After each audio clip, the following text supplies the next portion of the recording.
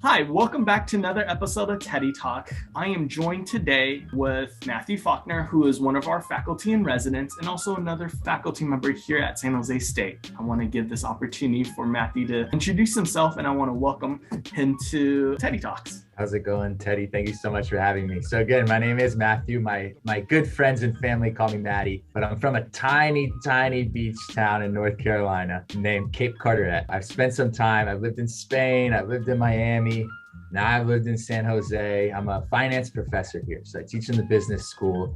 And I've got a long list of years in college. So I started my undergrad in North Carolina, Wilmington, did a finance degree, stayed around and did a graduate degree in applied statistics, decided I want to do more. I want to maybe go get my PhD, but I went and got my international MBA and studied in Spain during that time, focusing in international finance, and then decided finally to go get the doctorate in finance. So there's a bit about my journey. In my work, so obviously I teach finance here, but I teach corporate finance specifically. So think about all the companies that we know the names of locally. It's how do they make the decisions to run their companies? So whether do they borrow a lot of money? How do they invest in new equipment to build the next new project or the new factory? And then I teach business valuation. So when we think about the stock market, we think about that number, the price of the company, how can we theoretically get to that price? I study finance, obviously, but more specifically, I study that corporate decision-making side of why should a company do this or this. And then I study a psychology tied into finance, which is kind of interesting. So behavioral finance, which is people make decisions based on experiences they've had in life, as all of us have. So when I always use the phrase, the hot stove effect. When you touch a hot stove and you burn yourself, you learn, I probably shouldn't touch that stove again. Well, in the corporate setting, when you have a bad experience because your company goes bankrupt, you're probably more likely to be conservative, to not take on as much risk next time so you don't go bankrupt again. So there's my professional side. And personally, I have one older brother. He's 3 years older than me, and he's also a professor on the East Coast in a different field. And I love playing golf, playing basketball, swimming, cycling, running. I like being outside, obviously, there. And then I paint. I don't know if you can teach yourself how to paint, but I just picked up a paintbrush and started painting. So I like to paint, and I picked up a guitar at some point and watched a bunch of YouTube and figured out how to play guitar. I like reading, traveling. So that encompasses a whole lot about me in a short period of time. That's awesome. So a lot of different things, and yes, you can teach yourself art, so that is definitely possible. Maybe let's dig a little bit more in terms of your journey becoming a professor, a faculty member. What was that journey like for you? Yeah, I thought, obviously I've spent a lot of time thinking about what do I want to do in life. And I think all of us and the students that are potentially watching this are probably asking themselves the question, oh, what do I want to do in life? And as every step along the way, the picture became a little clearer and a little clearer. But there was no intent when I started college that goes, I want to be a professor. I didn't know what a professor did. I never knew a professor. I may have known a teacher here and there in elementary school or middle school, but I never thought about that. And then what happened was I happened to just be good at my math classes. So it was the subject I was good at. So I remember my freshman year, I was tutoring my friends in calculus because I had got to take it in high school and I did well. And it made sense to me. So I'd go, they'd be like, gosh, my calculus class is so hard. And I'd go, I can talk to you about it. Maybe it'll help. Sure enough, they all go, gosh, I wish you were teaching the class. And I'm a freshman in college, there's the first interest. So it's like, oh, that was fun to try to help somebody understand something that they're trying to understand, trying to pursue, a knowledge, and I'm able to help facilitate that knowledge gain. And then I didn't really know what a professor did still, which I still thought they just taught.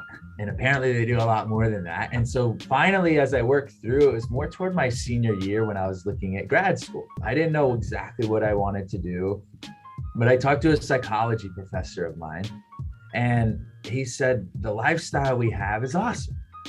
He goes, he's like, and for many reasons, it was, you have a choice on what you want to teach, when you want to teach, how you run your classes, instead of somebody maybe directly telling you what to do. that kind of rang a bell. Then I went a little further. While I was in my master's, I had to do a research project, a thesis, big paper. And I hated writing. I hated reading. I love numbers. And so I was sitting there and I got done with it. And I thought, well, dang, I learned a lot. Like I read a lot and then I wrote something and the writing was terrible, but I learned a lot along the process. I did a bunch of data work and got to work in coding and things like this. And it ended up being a rewarding journey that I didn't know would be a rewarding journey. So then as that was finalizing and talking to my advisor, she was one that recommends, if you like the research and you like that project you just did and you like the teaching, why don't you come be a supplemental instructor for me for the next semester? So then I got to do some actual more in classroom kind of tutoring sessions, but up in front of the class, a little bit of teaching.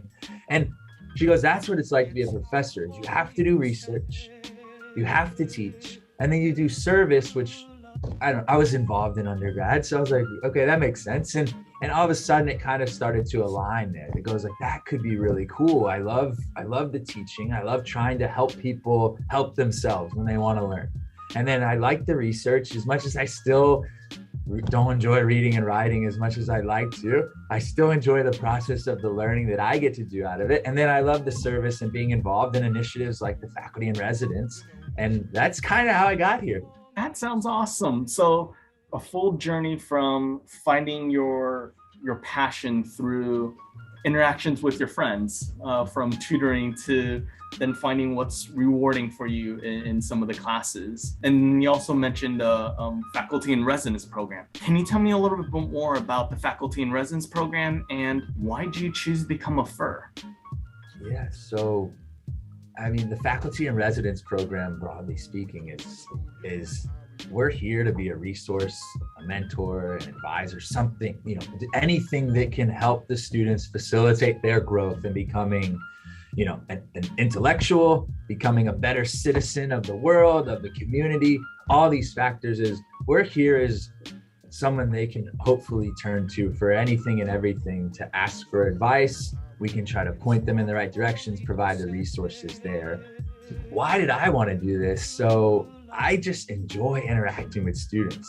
Going back to, as you said, helping my friends learn calculus and them going, wow, I got it. And I got to be on the exam. And they, the excitement of it made finally click to them. And I was able to be a part of that process was extremely rewarding. So enjoy that interaction with students in a learning environment and in an intellectual environment is kind of, I guess you can't put a price or a measure of enjoyment that brings me. And then outside the classroom, I really like talking to students, maybe because it makes me feel young, or maybe because I've been a student for so long and I can relate to, having done what they've done. But I just enjoy those interactions where students are doing awesome things outside the classroom and outside of the direct subject, whether starting their own businesses or pursuing sports or music or, just trying to find jobs and scholarships and things like this.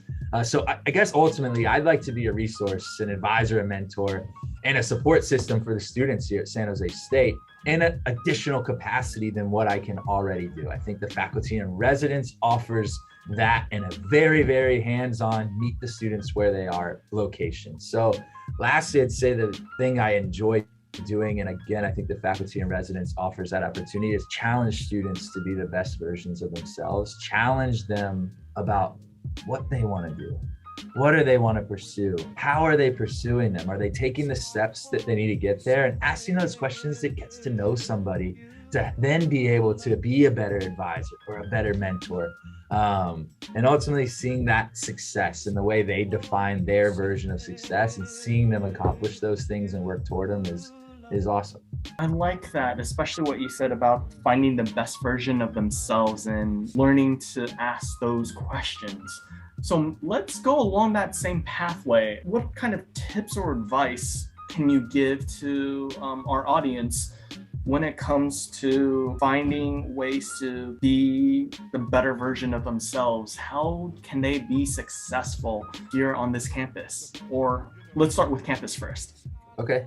Yeah. So how to be successful here in your San Jose State experience. My advice, which isn't an ultimate last last amount of advice you could get would be work to find your passion. And as cliche as that sounds, I guess something that you enjoy doing. And I put it to my finance students this way, because finance is a field where there's not a clear-cut avenue that you're going to take. I think my accounting counterparts, at times there's a lot of roles that step into, you start at this level for doing tax or audit, and you kind of have a basic ladder built for you, and then you start to branch out. Well, finance at its initial point is you kind of could go anywhere. Every company has money, every nonprofit has money, every university has money they need to work with. So there's finance jobs there, and they all look so different. So I try to say, take some time to think about, what do you enjoy doing in your daily life?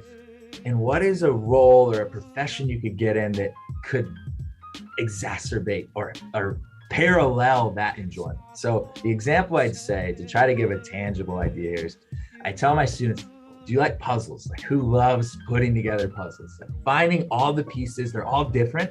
And you got to take all those pieces and you got to figure out how to build this picture.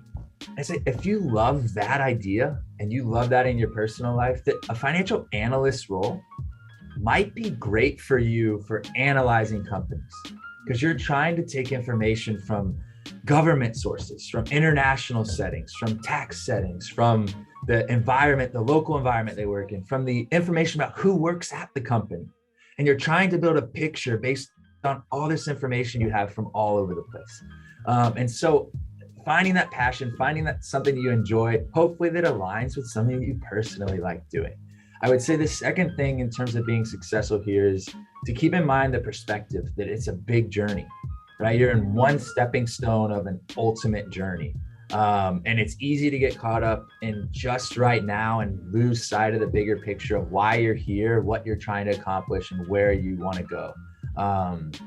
And so I'd say those are the two major, how to be successful here at San Jose State from a broad perspective are. Going along that line, you mentioned about, finding your passion and looking at the bigger picture to things. Sometimes we struggle, we have obstacles that come, up in front of us. What's your advice to keep on coming back and doing it over and over again? How do you be resilient? Yeah, resilience. I think, well, one thing, I'll point to a positive for all students that I've encountered since I've been here since 2019. Is that this environment, you're a product of your surroundings to some extent in life, is full of students and people that have had some amazing life experiences, have shown determination, grit, are the hardest working people you've ever seen. And the students especially, that you're balancing jobs, you're balancing family life, you're balancing, trying to do good in class. So building resilience, I think, is formed from experience. Right? I can't teach anybody how to be resilient, but I'll say this, that to build resilience, you need trial and error. You need to do, and you need to fail. And you need to realize that you came out of the other side, and you may have had some bumps and bruises, but you came out of the other side. And you start to look back, and just like that hot stove effect of touching the hot stove and learning, okay, if that didn't go well, maybe I shouldn't touch that stove again. Maybe I should go this way, or make sure that it's turned off before I touch the stove, right? These little things. And I'd say the second thing that's extremely important, and I'm going to steal this from the founder, the founder of Spanx, the company. And she says that, when she would go home from school, her parents would ask her, like, what did you fail at today? What were your failures this week? And it became, you're not scared of failure. You don't want to fail. None of us want to fail. We don't have to be so scared of it that we don't try. And that was reorienting the view of failure from it's more of a positive than a negative. If you gave it your all and you gave it what you could and you failed, and then you look back and said, why did I fail? And you said, well, if I could do this and this next time, I think that would help a lot. That failure is such a positive. And so much of us goes, we don't want to be the ones that say we failed, so we don't even try. And then the last thing in terms of resilience is you have to recognize that not everyone has to understand the journey that you're on, that it's your journey, it's your choice in the direction that you want to go. And you don't have to let the outsiders, they don't have to understand why you're working so hard to do X, Y, and Z. is that it's your journey and you get to pick your journey. And that's the beauty of life, is you can pick the direction you want to go. And I think once you can get over that, it's okay that others criticize, it's okay that others don't get you and think you're silly. That if it's something that you want to do, that you have to be the one that understands your journey. No one else technically has to. Thank you so much for that. Yeah, that changing perspective from the negative to the positive, that actually has a big impact. Then let's keep on that same theme of having a big impact and finding ways to be successful. I know we briefly talked about finding ways to be successful in the classroom, but can we share some more insights? How can students be more successful inside the classroom, especially starting out in the new year or starting new semester? Right. Okay. How to be successful in the classroom. I'll speak to my experience of the students that I've seen that have succeeded. And this is going to have two perspectives. I guess I'll say it first.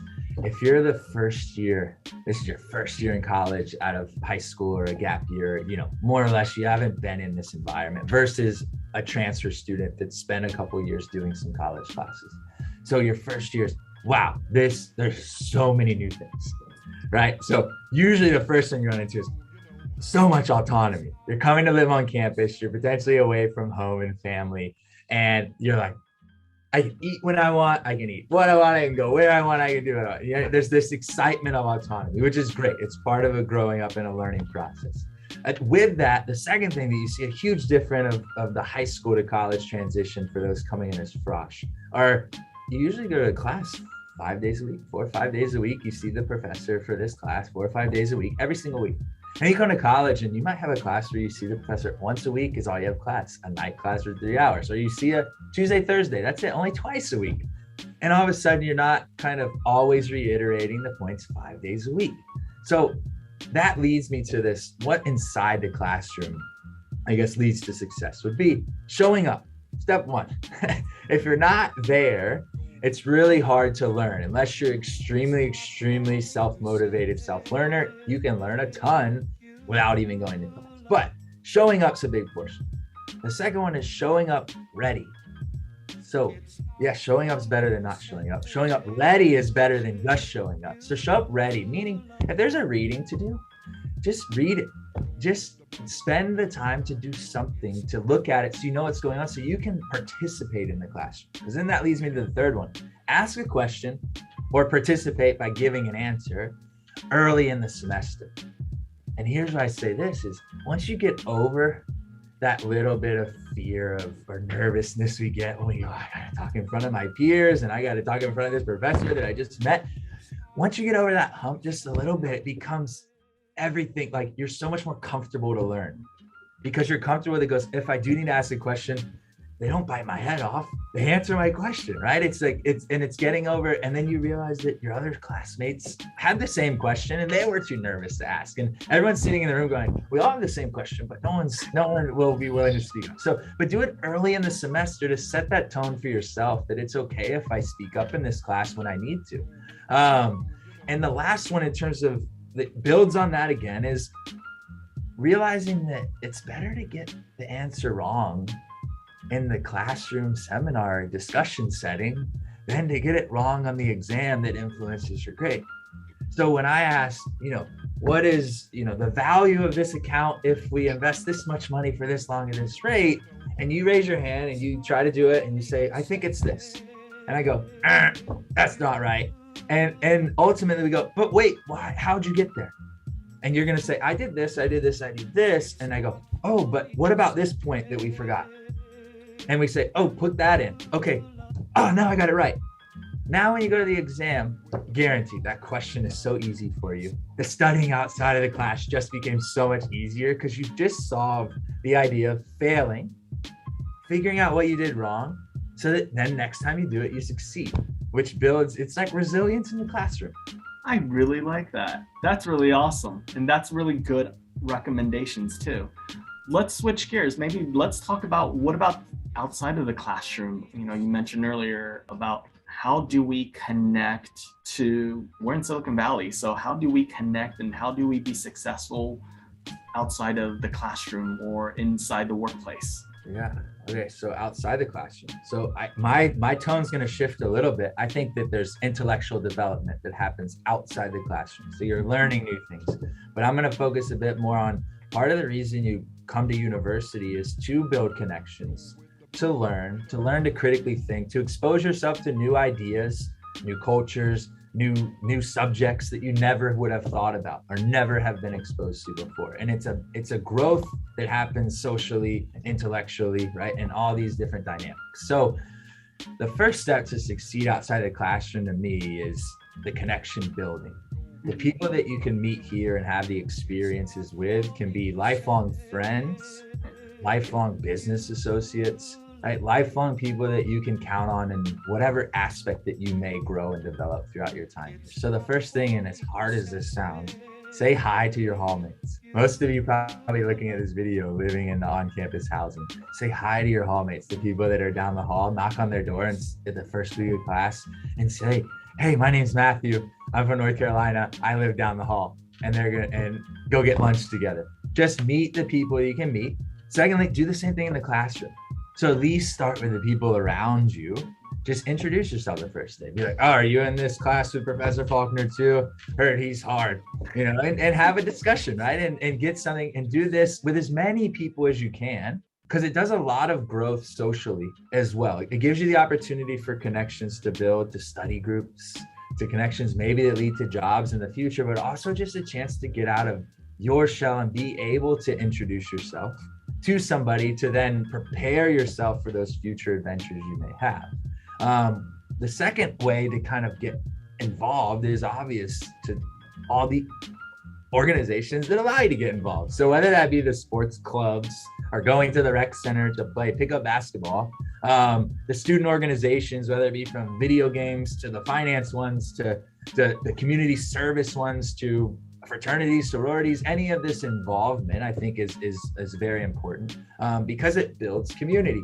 And building community, you're gonna feel, the more you feel a part of a community at San Jose State, the more opportunities I believe you have to thrive, to succeed and grow in the way you look back and go, "Gosh, I changed a lot and I changed for the better. And I made all these great connections and friends along the way. And it taught me a lot of life lessons and it helped prepare me for this next stage of my life," which may be starting a business or going to work or continuing on with school or moving across the world. Whatever it can be, I think that the more you feel a part of the community, the more effort you're going to put in, the more excitement it'll be to go to the class when you've met 10 people in the class and you get to say hi to them when you walk in. Like, that's just great and makes life, I think, more fulfilling. But it's really, I got to say, it's really hard to do. And you have to be aware and challenge yourself to do it and see those micro kind of good feelings come on the back end of just saying hi to somebody and smiling and having a 10-minute conversation.